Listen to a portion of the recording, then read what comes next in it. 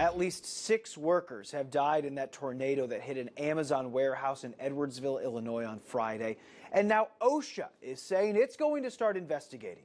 Thanks for joining us. I'm Lucas Geisler. My co-anchor Deborah Kendrick and ABC 17 Chanel Porter are both in Edwardsville tonight with live team coverage. Deborah, what have you been seeing out there today?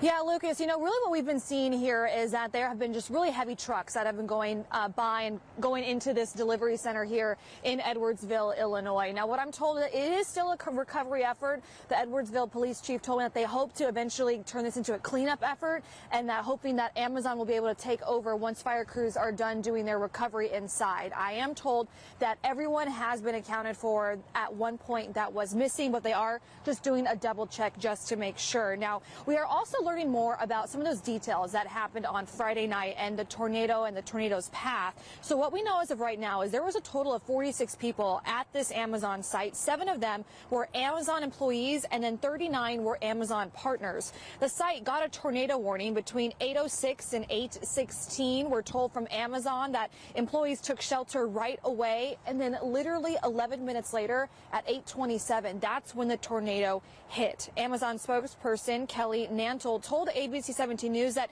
this all happened incredibly fast. There was a group of people that ended up taking shelter in part of the building that got directly hit, and we're told that's where most of the tragic loss ended up happening. 6 lives, like we've been telling you, were lost on Friday. Here are their names and their pictures.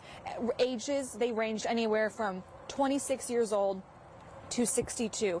28-year-old DeAndre Moreau, 62-year-old Devin Dickey, 29-year-old Clayton Lynn Cope, 34-year-old Ezra Hebb, 46-year-old Larry Verdon, and 26-year-old Austin McEwen. Amazon spokesperson Kelly Nantle told us in a statement that the company is saddened by this news that members of the Amazon family have passed away as a result of the storms. And she went on to say that Amazon wants to thank all the first responders for their ongoing efforts that were here at the scene. And Amazon has also donated $1 million to the Edwardsville Community Foundation. They're also providing relief, Lucas, to the people in the area that really need it. And just by driving around this area, you can see just how much devastation this tornado has done to this community. And talking with the police chief earlier tonight, I asked him, how would you describe this community? How would you describe the people that live here? He says everyone here is a close-knit community. It's a veteran community. People love this area. And he says it is going to take some time for them to rebuild, not only here at the Amazon facility, but just the homes in the area and just the community itself, with the 6 lives that were lost here. He also said that they will, though, get back on their feet and they will be able to continue to just move forward. Now, on that Friday night, you saw community members come together. You saw emergency crews come together. We're told over a dozen different emergency crews responded to the scene right here at the Amazon facility. I'm actually joined by ABC 17 Chanel Porter, who's been talking with emergency crews today about that night, about Friday night that happened. And Chanel, people were telling you that there was some challenges on Friday night. Yeah, Deb, not only was there rain, there was wind from the storms, but once these crews actually got to the Amazon Fulfillment Center, there was debris everywhere. Right. There was power lines down. There was a water main break actually inside of the building. So there was a lot of different obstacles for them to work around. And then plus the next morning, that's when the cold weather set in. So things didn't get much easier for these crews. Now, like you mentioned, Deb, there were a total of 46 people here at that time. 6 of those lives were lost and 1 person was airlifted to the hospital.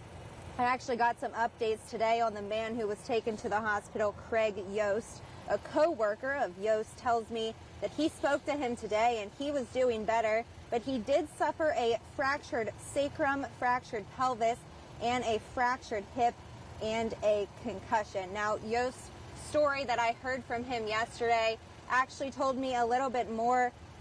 He said that there was a concrete wall on top of him, Deb, for about 3 hours. And 3 hours? 3 hours. He was there. It took about an hour and a half for first responders to even get to him in that location.